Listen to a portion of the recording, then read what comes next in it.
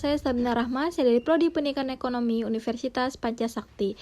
NIM saya 1872050063. Di sini saya mengerjakan tugas UAS saya dari dosen pengampu saya Bapak Supriyadi dengan tugas topik tentang pengumpulan dan pengelolaan informasi hasil belajar dengan matkul evaluasi pembelajaran. Oke teman-teman, kita simak video selanjutnya ya. Oke, di sini ada pengumpulan dan pengelolaan informasi hasil belajar. Tujuan utama dari kegiatan penilaian adalah untuk mengetahui apakah kompetensi dasar yang telah ditetapkan sudah dapat dicapai oleh siswa atau belum. Nah, untuk keperluan tersebut, maka guru perlu menyusun teknis atau prosedur penilaian dalam bentuk kisi-kisi pengukuran. Kisi-kisi pengukuran tersebut antara lain yang pertama ada aspek yang akan diukur yang terdiri dari aspek kognitif, yaitu adalah penilaian yang dilakukan atas dasar kemampuan dalam mengenal sesuatu yang mengacu pada proses seseorang memperoleh pengetahuan yang ada dalam dirinya. Yang kedua ada aspek afektif, yaitu berkaitan dengan sikap yang dilakukan seseorang setelah menerima pembelajaran.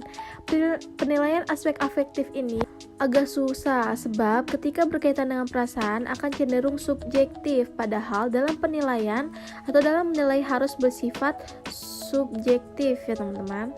Oke, selanjutnya ada yang C, aspek psikomotorik, yaitu adalah menjadi salah satu ranah penilaian yang membutuhkan instrumen penelitian dan penilaian yang cukup kompleks. Penilaian yang tidak hanya dengan menjawab soal, tapi juga merancang kegiatan yang menunjukkan kelebihan yang dimilikinya.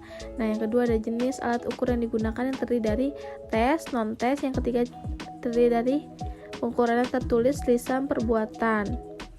Oke, next. Oke, di sini ada penskoran dan pengolahannya. Nah, evaluasi pembelajaran merupakan bagian penting dalam proses belajar mengajar. Hal ini menjadi penting sebab dengan adanya evaluasi dapat mengetahui kelemahan-kelemahan dan kekurangan serta perkembangan proses belajar mengajar, dan masih banyak hal lain yang berhubungan dengan pentingnya dan tujuan. Dapat dikatakan bahwa semakin baik atau semakin buruknya sebuah pembelajaran saat ditentukan oleh proses pengevaluasiannya. Kebanyakan pengajar tidak begitu mempedulikan teknik-teknik yang baik dalam menyelenggarakan suatu instrumen dan ilmu-ilmu yang ada dalam evaluasi pembelajaran.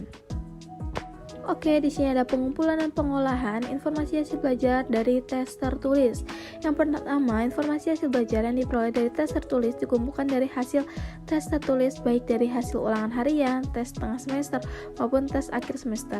Yang kedua, jenis tes yang paling sering digunakan di lapangan adalah tes objektif dan tes uraian.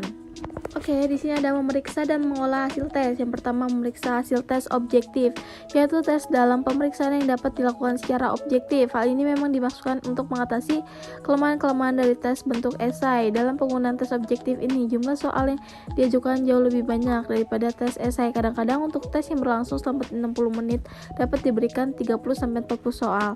Yang kedua adalah tes benar, salah atau true false, yaitu pernyataan ada yang benar, ada yang salah. Orang yang ditanya bertugas untuk menandai masing-masing pertanyaan tersebut dengan melingkari B untuk pernyataan yang betul menurutnya dan S untuk pernyataan yang salah. Oke, di sini ada memeriksa dan mengolah hasil tes. Yang pertama, keunggulan tes uraian, yaitu mengukur proses berpikir tinggi. Artinya, kalau tujuan pembelajaran adalah mengajarkan proses berpikir tinggi, maka untuk mengukurnya akan lebih cepat atau tepat jika menggunakan tes uraian. Tentu saja dengan tambahkan pertimbangan bahwa jumlah siswa kita tidak terlalu banyak. Yang kedua adalah tepat digunakan untuk mengukur hasil belajar yang kompleks yang tidak dapat diukur dengan tes objektif. Dapatkah keterampilan menulis kemampuan dalam menghasilkan, mengorganisasi, dan mengekspresikan ide atau gagasan. Oke, di sini ada mengolah data hasil tes. Contohnya ada penskoran kepada hasil tes anak. Di sini ada 50 butir soal mata pelajaran IPA. Rani dapat menjawab dengan benar 40 butir soal. Dengan hasil tersebut, Rani memperoleh skor mentah 40. Jika skor tadi diperlihatkan kepada orang tuanya, maka ada kemungkinan orang tua Rani akan kesulitan untuk memahami arti skor tersebut. Untuk itu, skor mentah tadi diolah agar dapat dipahami oleh orang tua murid. Cara yang paling mudah dan paling umum digunakan untuk mengolah hasil tes adalah dengan cara mengubah skor tersebut dalam bentuk presentase ya teman-teman. Oke teman-teman, terima kasih sudah menonton video saya. Semoga bermanfaat. Wassalamualaikum warahmatullahi wabarakatuh.